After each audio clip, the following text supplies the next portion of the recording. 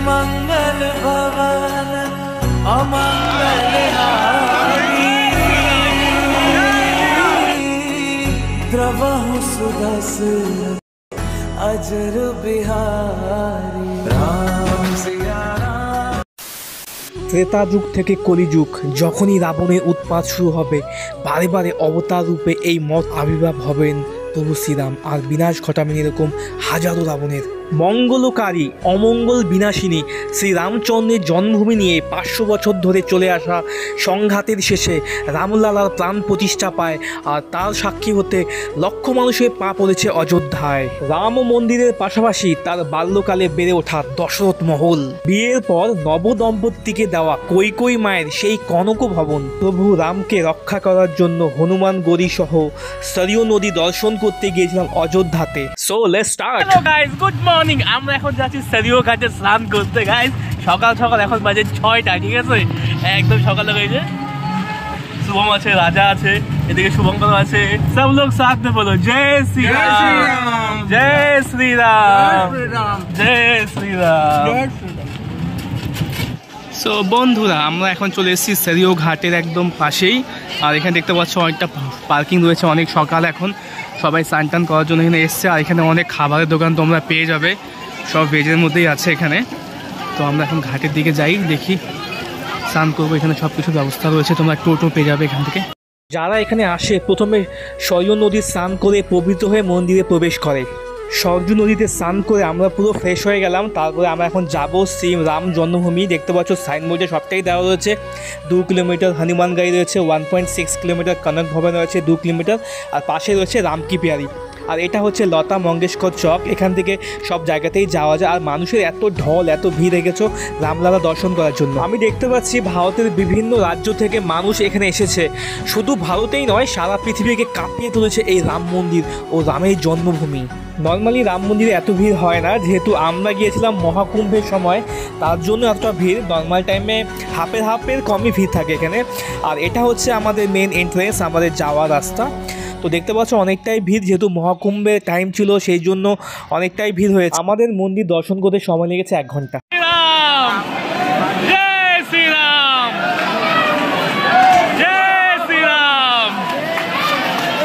তো বন্ধুরা, দেখতেই পাচ্ছ আমি মন্দির চত্বরের গেটের সামনে চলে এসেছি। আর এখানে কিন্তু অনেকগুলো নিঃশুল্ক ব্যবস্থা রয়েছে, যেমন তোমরা লকার পেয়ে যাবে ব্যাগ রাখার জন্য, তারপরে জুতো রাখার ব্যবস্থাও রয়েছে। তোমরা চাইলে এখানে ফ্রিতে চেক আপ করাতে পারবে। আর যদি চাও যে আমরা ভিড়কে অ্যাভয়েড করতে চাই বা আমরা আগে যেতে চাই, তাহলে তোমরা এখানে ভিআইপি পাসও দিতে হবে টাকার বিনিময়ে। মন্দিরের চত্বরে বাদে গিয়ে ছিল নিঃশুল্ক জুতো রাখার ব্যবস্থা। लगता है किसी का बच्चा खो गया है। সো বন্ধুরা, এটা হচ্ছে ফাইনাল চেক। প্রথমে অনেকগুলো চেকিং হয়েছে, ব্যাগ চেকিং হয়েছে, তারপরে ফাইনাল চেকিং হওয়ার পর এরকম অনেক রেলিং করা আছে যাতে মানুষের যেতে সুবিধা হয়। আমরা একদম গেটের সামনের দিকে চলে এসেছি। দেখতে পাচ্ছ দূর থেকে মন্দির দেখা যাচ্ছে। বাদিকে উল্লেখিত ফটোর মাধ্যমে রাম মন্দির দর্শনের সময়সীমা দেওয়া হলো, এবং আরতি কখন দেখবেন দেখুন সময়সীমা দেওয়া হয়েছে এখানে ছবির মাধ্যমে। আমরা চলে আসছি এখন একদম অযোধ্যা রাম মন্দিরের গেটের সামনে। এখনই আমরা এন্ট্রি করবো, তোমরা দেখাবো রামলালার সেই রাম মন্দির। অনেকটাই ভিড়, দেখতে পাচ্ছ প্রচুর লোকের ক্রাউড। কি ভিড় দেখো গাইস, কি ভিড় একদম রাম মন্দিরে, কি ভিড়, ভিড়।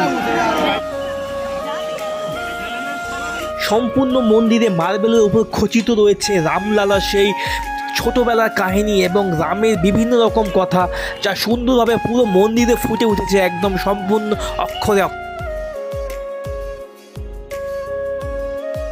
ওই তো দূরে দেখতে পাচ্ছি আমাদের রামলালা। সবাই করো হাত জোর এবং প্রণাম করো সেই রামলালা। দর্শন হয়ে গেলে কমপ্লিট। তো দেখো আমাদের রাম মন্দিরের কাজ এখন অনেকটাই বাকি, খুব তোড়জোড় করে কাজ চলছে। দেখতে পাচ্ছ এখানে সব মিস্ত্রিগুলো কাজ করছে, চারিপাশটা আরও অনেকটা হওয়া বাকি আছে। রাম মন্দির দর্শন হওয়ার পর আমরা চলে গেলাম হচ্ছে হনুমান গাড়ি। আর দেখতে পাচ্ছ এখানে দুটো রাস্তা আছে, যে তোমার বাঁ দিকে চলে গেল ওটা হচ্ছে রাম মন্দিরের দিকে, আর যেটা ডান দিকে রাস্তা চলে গেল ওটা হচ্ছে হনুমান গাড়ির দিকে। কথায় শোনা যায় হনুমানজি নাকি রামজিকে এখান থেকে প্রোটেক্ট করে।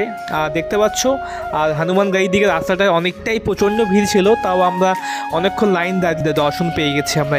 একটা সত্যি কথা যে আমাদের রাম মন্দিরে যতটা সময় লেগেছিল প্রবেশ করতে, রামলা দর্শন করতে, কিন্তু এখানে হনুমানগাড়িতে তার চেয়ে বেশি, সব থেকে বেশি ভিড়, আর এখানে বেশি সময় লেগেছে দর্শন করতে। হনুমানগাড়ি মন্দিরে যা ভিড় ছিল সত্যি ভাবার বাইরে, এতটা মানে অসংখ্য লোকের ভিড়। তাও আমরা লাস্ট ফাইনে দর্শন করে নিলাম। এত ভিড়ের মধ্যেও দেখতে পাচ্ছ লোকের পুরো থই হয়ে গেছে। এখানে মানে ওঠার জায়গা নিয়ে এত অসুবিধে, কি বলবো, প্রচণ্ড অসুবিধার মধ্যেও তাও যেহেতু আমরা মহাকুম্ভের টাইমে গেছিলাম সেই সময় তো ভিড় হওয়ারই কথা, কিন্তু অনেকটাই এক্সেস পরিমাণে ভিড় হয়েছে। তাও আমরা হনুমানজি দর্শন করেছি, আমরা নিজের চোখে দেখেছি, এটা আমাদের কাছে অনেক সৌভাগ্যর বিষয়। তো দেখে নাও। তো এখন অ্যাকচুয়ালি প্রসাদ তো নেওয়ার কোনো বিষয় ছিল না, কিন্তু প্রসাদ আমরা দিয়েছি ভগবানকে, জাস্ট প্রসাদটা মানে দিয়ে চলে এসেছি, কিন্তু রিটার্ন আমরা প্রসাদ পাইনি, কারণ এই ভিড়ের মধ্যে এটা পসিবলও না হয়ে গেল। তো অনেকটাই ভিড় ছিল, অনেকক্ষণ লাইন দেওয়ার পরে মোটামুটি 2 ঘন্টা লাইন দিয়ে তারপরে এখানে হলো। এটা হচ্ছে এক্সিট গেট হনুমানগাড়ি থেকে। অনেকে বলেন হনুমানজি প্রভু শ্রীরামের রক্ষক প্রহরীর মতো কাজ করছেন, এই দুর্গ থেকে পাহারা দিচ্ছেন, এবং এর থেকে সামনে যে রাস্তা চলে যাচ্ছে সেটা হচ্ছে রাম মন্দিরের দিকে রাস্তা। সম্পূর্ণ অযোধ্যা নগরী ভরে রয়েছে এরকম অনেক হনুমান সেনা। তোমরা জায়গায় জায়গায় দেখতে পাবে হনুমানজিকে অনেক শ্রদ্ধার সাথে রাখা হয়েছে। হলো হনুমানগাড়ি, তার থেকে একদম ডান দিকে দেখতে পাচ্ছ রয়েছে সাইনবোর্ডে লেখাই রয়েছে, এদিকে ডেরি বাজার, দশরথ মহল আর কনক ভবন রয়েছে, একদম ডান দিকে সোজা দেখতেই পাবে। আর জাস্ট এখান থেকে শুধু 500 মিটার এগিয়ে গেলেই পেয়ে যাবে। সো দেখতে পাচ্ছ এটা হচ্ছে রাজা দশরথ মহল। তো দশরথ রাজা আগে এখানেই থাকতেন, আর এই রাজমহলেই রাজা দশরথ তার রাজ্যসভা পরিচালনা করতেন। শুধু রাজ্যসভা পরিচালনা করতেন না, শ্রীরামচন্দ্র তার ভাইদের নিয়ে বড় হয়েছেন এই মাটিতে। এই সেই রাজা দশরথের রাজমহল, ভাবলেই গায়ে কাঁটা দিয়ে ওঠে। একসময় শ্রীরামচন্দ্র তার ভাইদের নিয়ে এই মাটিতে খেলা করতেন, এই মাটিতেই বড় হয়েছেন, আর এখন সেটা আমাদের এখন এখানে পা পড়েছে। সত্যি আমরা ধন্য, আমরা অবাক হয়ে যাই, গায়ে পুরো কাঁটা দিয়ে ওঠে ব্যাপারগুলো শুনলে। আর এই দশরথ মহলের পাশ দিয়ে চলে যাচ্ছে ডান দিকে আমাদের কনক ভবন। এরকম রাস্তার দুধারে তোমরা পেয়ে যাবে অনেক রকম রামলালার সেরকম স্মৃতিচারণের জন্য অনেক পুজো সামগ্রী, সুন্দর সুন্দর কাঠের মালা, এরকম স্ট্যাচু পেয়ে যাবে তোমরা। আর সামনে গিয়ে তোমার ডান দিকে চলে গেলে কনক ভবন। সবে বিয়ে সুসম্পন্ন হয়েছে প্রভু শ্রীরামজি এবং মাতা সীতার। ঠিক পরই মাতা কৈকেয়ী তাদের দুজনের জন্য, নববিবাহিত দম্পতির জন্য এই কনক ভবন উপহার দিয়েছেন উপহার হিসাবে। সত্যি অভূতপূর্ব এক শান্তির জায়গা। প্রভু শ্রীরাম এবং মাতা সীতাকে নিয়ে বিয়ের পর এখানেই থাকতেন, এখানেই তারা অনেক সময় একসাথে কাটিয়েছিলেন এই মহলেই। এই ফলটির নাম হলো কর্ণমূল। কথায় আছে শ্রীরাম 14 বছর বনবাসে গিয়ে এই ফলটি খেয়ে বেঁচেছিলেন। मीठा होगा ना कैसा होगा? इसको खा के बोले राम बनवास में खा, क्या बोलते हैं इसको? ऐसे बोल, हाँ? लोग ऐसे बोलते हैं क्या? सरयू मैया की जय। বন্ধুরা এটাই হচ্ছে সেই সরিয় নদী। সবাই এখানে অনেকে মানা হয় নাকি রাম মন্দির যাওয়ার আগে এখানে স্নান করে নিলে ভালো।